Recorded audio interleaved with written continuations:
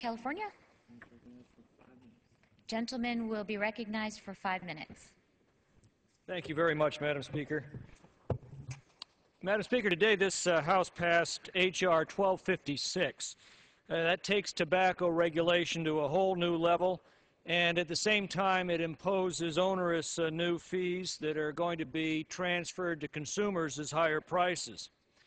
The entire debate over the bill was over what method should be used to do so. Before we close today's proceedings, I'd like to offer a somewhat different perspective. Many years ago, author and commentator Bruce Herschensohn made this point. He said, "For every pleasure in life, there's a corresponding risk." I think that's a universal truth. For every pleasure in life, there's a corresponding risk. And he pointed out that it's true that with enough taxes and laws and restrictions and regulations and penalties and lectures, government can produce a virtually risk-free society. But it will also be one of the most colorless, pleasureless, tedious, and miserable societies ever conceived by the mind of man. And I believe that's the case. The health risks of smoking are real, and they are well documented. Our schools rightly make a concerted effort to inform every child of the health risks of tobacco, and they do a good job of it. Our government warns every adult of the health risks of tobacco, and they do a good job of it too. And as a result, I don't believe there's a single individual in the United States who doesn't well and fully comprehend the health risks of tobacco. But once those warnings are issued, how much farther should government go to make individual decisions for rational adults if they weigh the risks of smoking for themselves? 10 years ago, after California had imposed yet another tax on tobacco products, I got a letter from a woman who said, "I'm 81 years old. I have been smoking my entire life.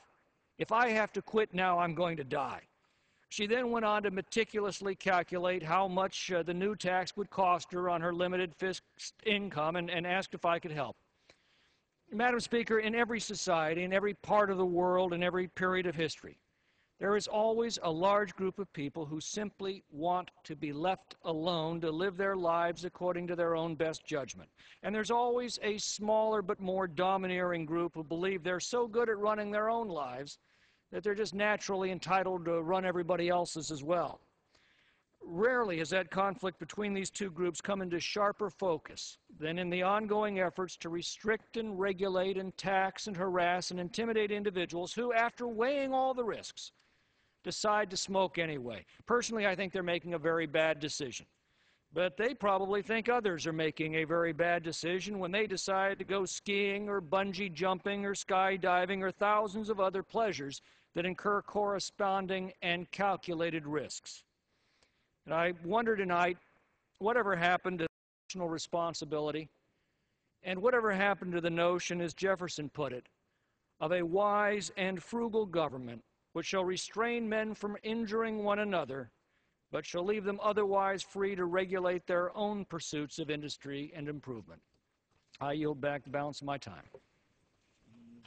The gentleman yields back his time. For what purpose does the gentleman from Utah